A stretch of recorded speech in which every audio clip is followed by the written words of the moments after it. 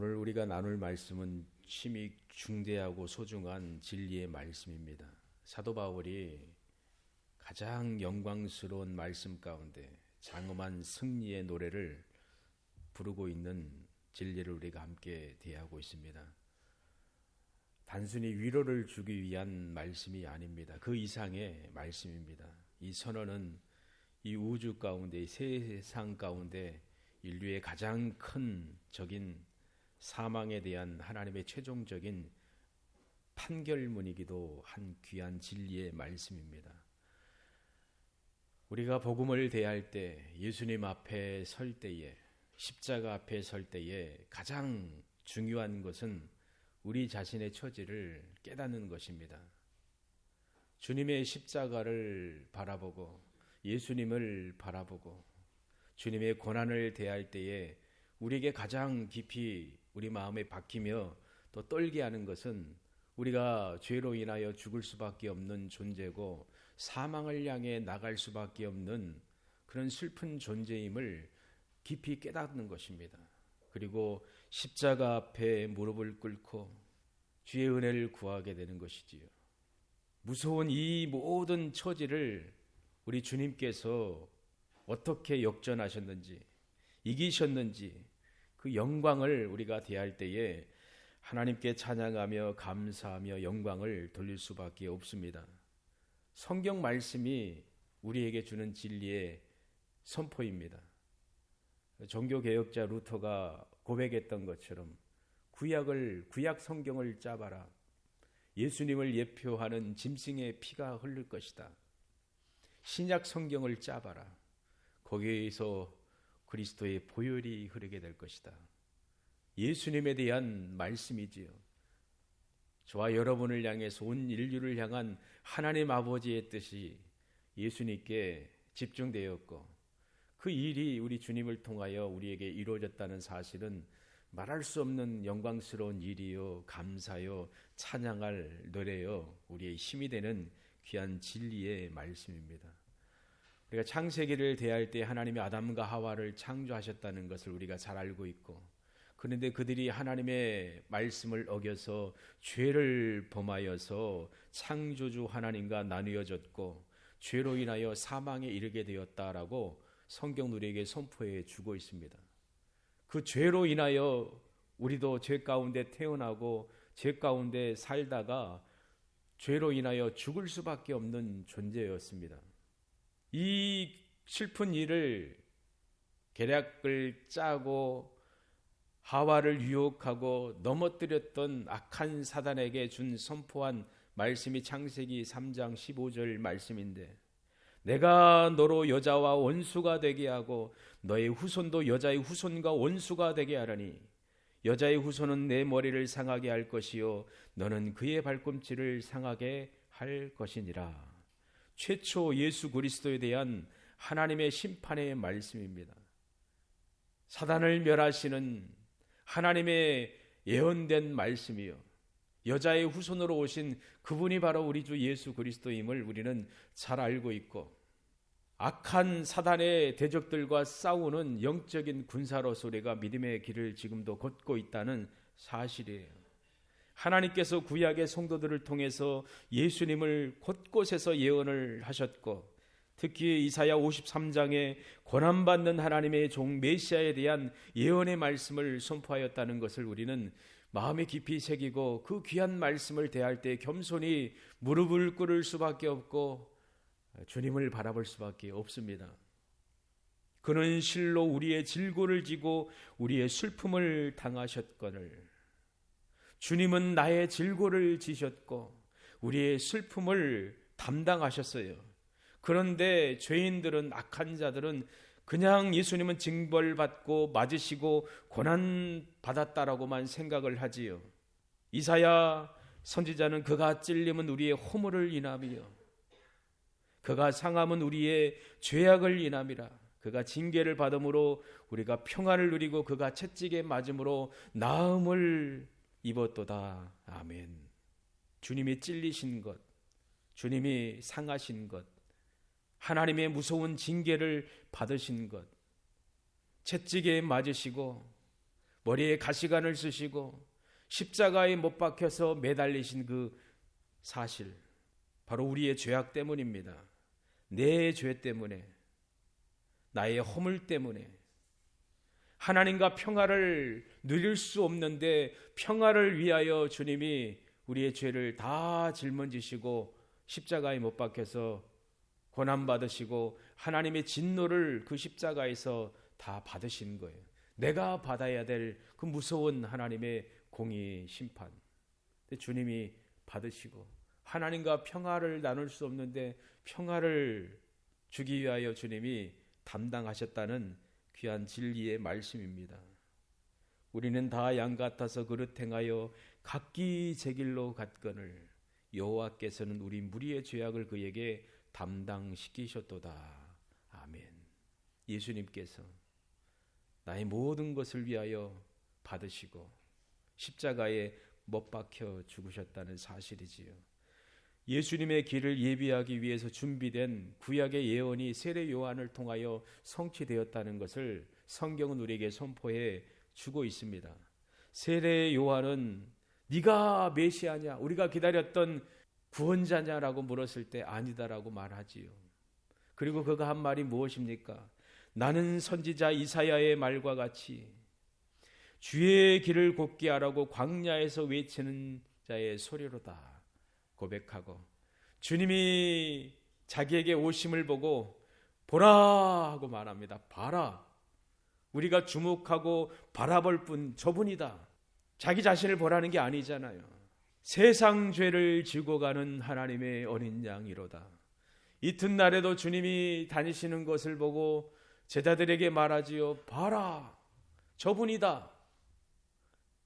저분을 봐야지만이 구원을 얻고 저분을 봐야지만이 생명을 얻는 것이잖아요.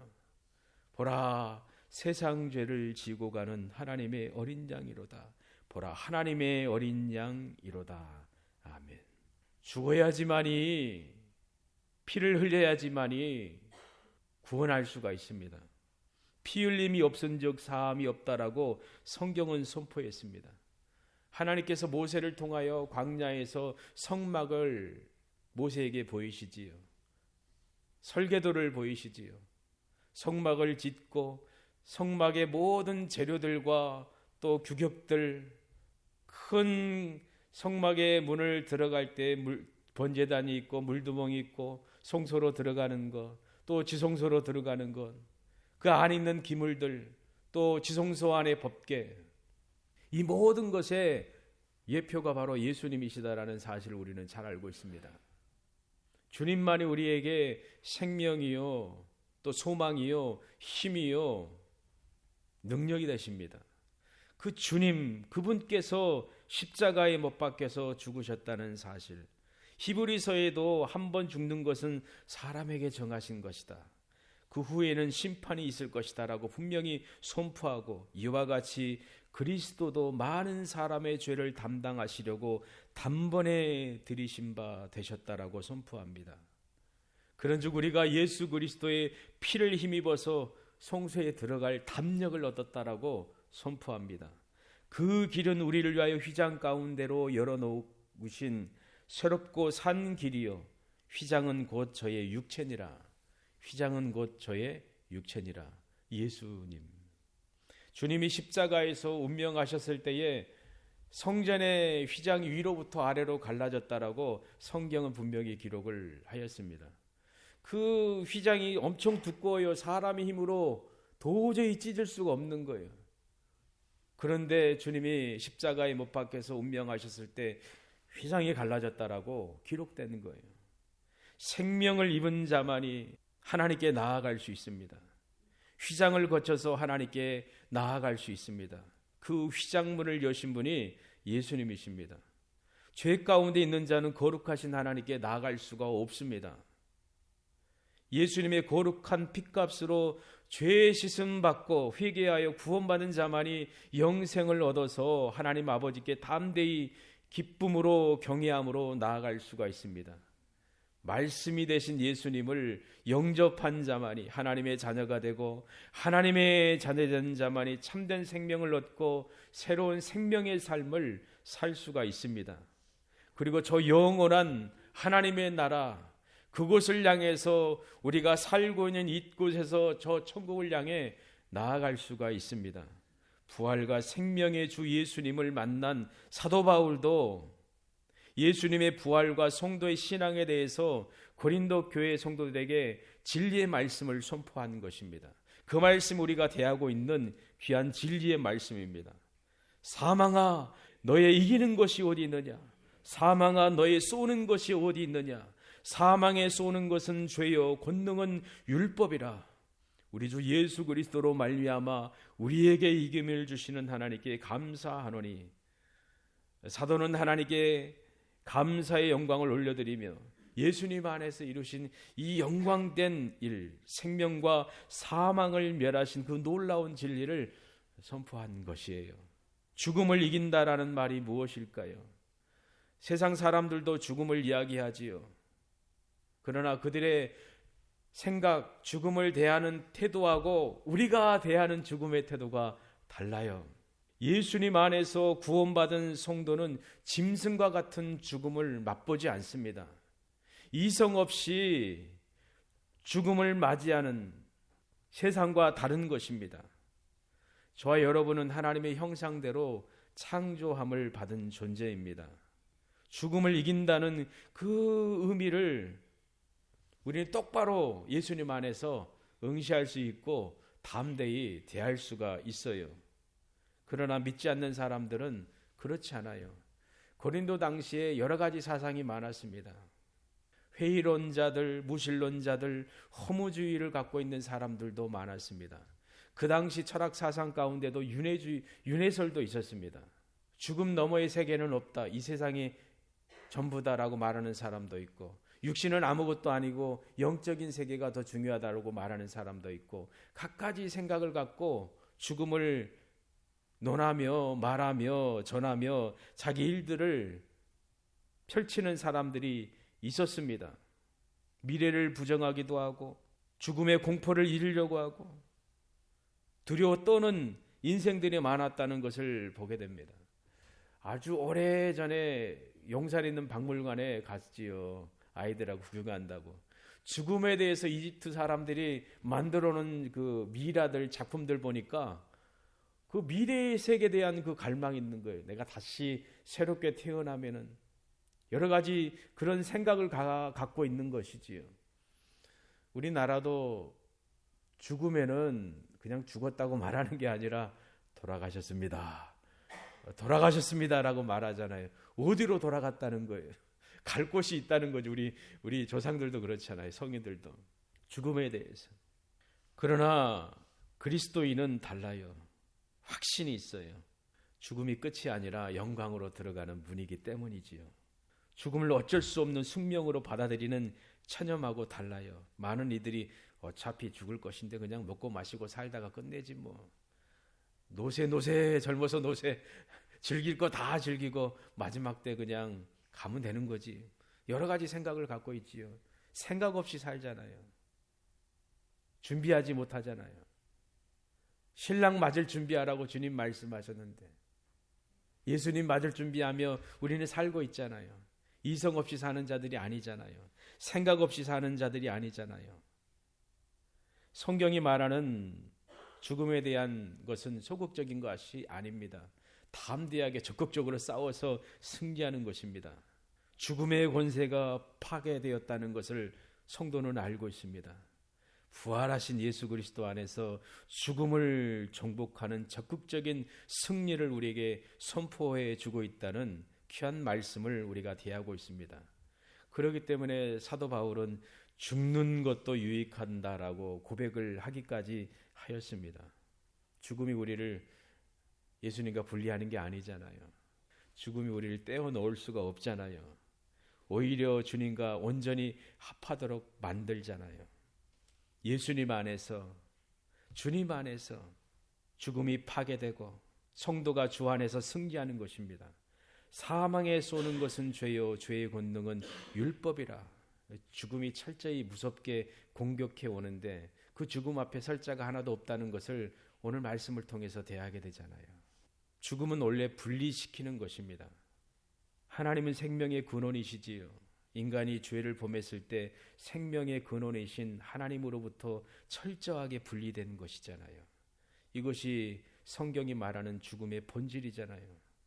죄인들에게 죽음은 공포의 왕으로 군림합니다. 무섭습니다. 죽음 뒤에는 하나님의 공의로운 심판이 기다리고 있습니다. 죽음 앞에 담대히 맞서서 싸울 수 있는 죄인은 한 사람도 없습니다. 아무리 똑똑하고 위대하고 또 건강하고 많은 것을 안다 할지라도 죽음이라는 사망이 다가와서 칼을 한번 들고 휘두르면은 다 쓰러질 수밖에 없잖아요. 죄로 인하여. 더 무서운 것은 하나님의 말씀이 진단하고 판결한다는 것이지요. 죄가 왜 무서울까요? 율법이 죄를 지목하고 정죄하기 때문입니다. 죄의 권능은 율법이다라고 말씀하십니다. 율법이 우리에게 완벽한 의를 요구하지만 우리는 그것을 이룰 수가 없습니다. 율법이 우리를 죽음의 심판 아래 묶어둘 수밖에 없잖아요. 우리 힘으로 스스로 율법의 요구를 만족시킬 수가 없어요. 그 죽음의 공포에서 벗어날 수가 없어요. 오직 예수 그리스도의 십자가와 부활만이 이 죽음을 파괴하죠. 율법을 완전히 완성하시는 거잖아요. 이것이 기독교의 영광이지요. 핵심이지요. 육신을 입고 이 땅에 오신 우리 주님께서 우리가 지키지 못한 그 율법을 온전히 성취하시고 우리가 받아야 될 율법의 저주와 죽음의 형벌을 십자가에서 대신 받으신 사실이지요. 율법의 요구가 십자가에서 완전하게 충족된 것이지요.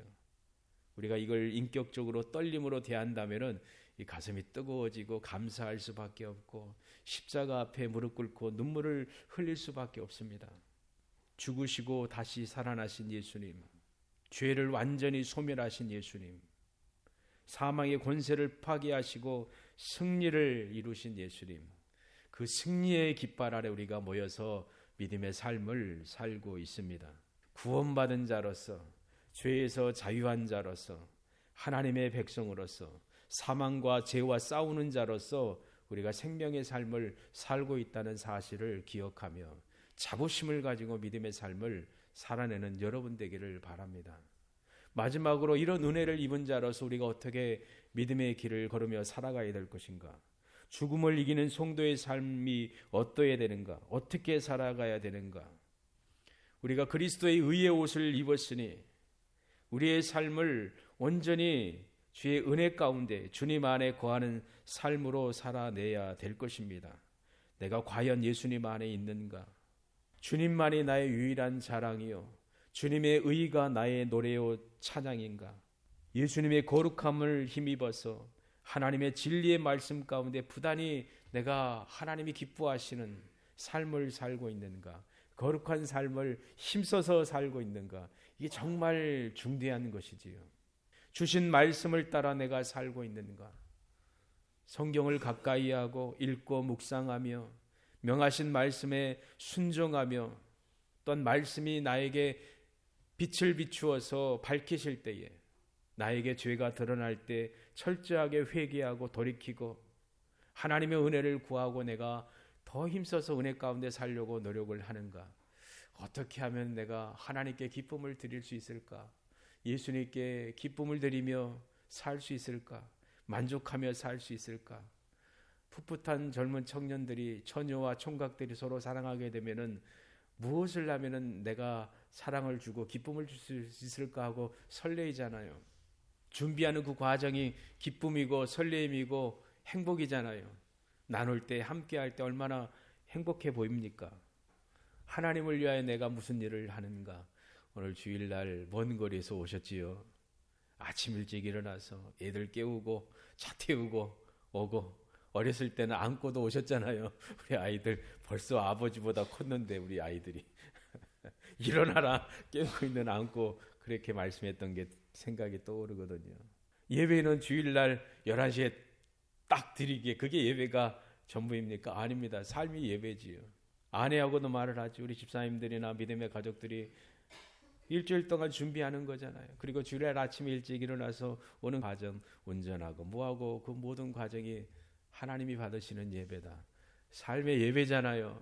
믿으시지요? 여러분의 삶이잖아요. 청소하는 것도 예배하는 것이요, 밥 먹는 것도 예배하는 것이요, 푹 쉬면서 자는 것도 예배하는 것이요. 그렇게 생각을 해보셔요. 거룩한 전에 와서 함께 찬양하고 마음을 모아서 하나님께 영광 올려드리고 말씀 듣는 시간도 예배의 시간이요, 또 성전 떠나서 하루하루를 행하는 모든 것도 예배의 순간순간이잖아요. 누구의 이름으로? 예수님의 이름으로.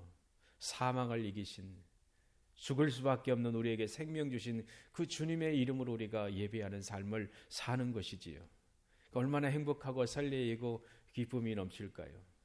그 은혜를, 그 맛을 누리며 사는 여러분 되기를 바랍니다. 죽음을 이긴 자는 이 땅의 것에 매이지 않습니다.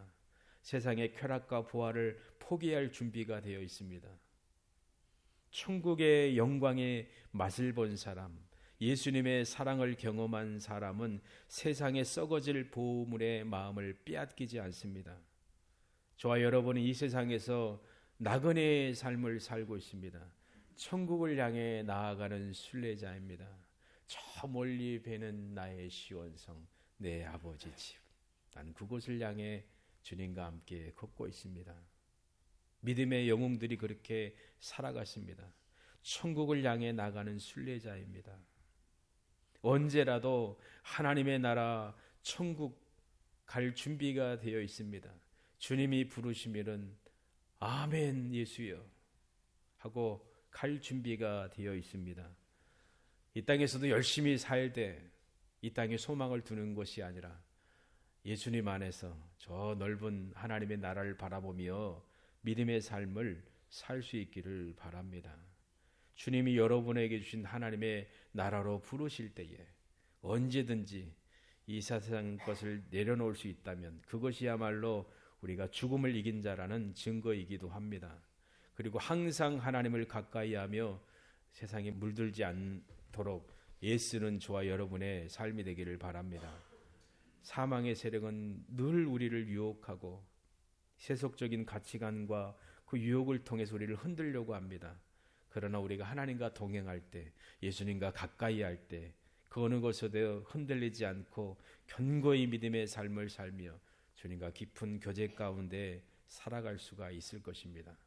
세상의 한복판 가운데 저와 여러분이 살고 있지만 주님과 함께하고 주님께 시선을 둔다면 이 땅에 속한 존재가 아닌 하나님 아버지께 속한 존재로서 거룩한 성도로서 나그네의 삶을 멋지게 살아갈 수 있을 것입니다. 어떤 사람들은 끝까지 의심하며 죽기도 합니다. 어떤 사람은 체념하며 포기하며 죽습니다. 그러나 저와 여러분은 다릅니다. 찬양하며 승리하며 사망을 품을 수가 있습니다. 왜 그럴까요? 죽음이 더 이상 파멸이 아님을 우리는 알기 때문입니다. 죽음은 우리를 삼키려 하지만 예수님은 그 사망을 삼켜 버리셨습니다. 그렇기 때문에 우리도 죽음을 향해 비웃을 수가 있어요. 외칠 수가 있어요. 사망아 너의 이기는 것이 어디 있느냐? 사망아 너의 쏘는 것이 어디 있느냐? 아멘. 바울의 선포가 여러분의 고백과 선포가 되기를 주님의 이름으로 축복합니다. 저와 여러분이 주님 안에 있다면 이미 죽음에서 자유한 자들이에요. 생명이 우리 안에 있기 때문에 가장 최고의 영광스러운 삶을 우리가 살고 있는 거예요. 사망이 우리를 꺾을 수가 없어요. 무너뜨릴 수가 없어요. 그러므로 우리 믿음의 가족들 견고하시길 바랍니다. 주님 안에서 흔들리지 마시고 굳건한 믿음의 삶을 사시길 바랍니다. 여러분의 수고가 헛되지 않을 것입니다. 죽음을 이긴 승리가 보장되어 있기 때문에 저와 여러분이 오늘이라는 삶의 현장에서 더욱 주의 일을 힘쓸 수가 있습니다. 그리고 사라지지 않습니다. 우리 주님이 기억하시고 말할 수 없는 그 은혜로 복 주시고 행복의 길로 영원한 생명의 길로 함께 하시고 주 앞에 영원한 기쁨을 맛보며 살도록 은혜의 길로 인도해 주실 거라 확실히 믿습니다.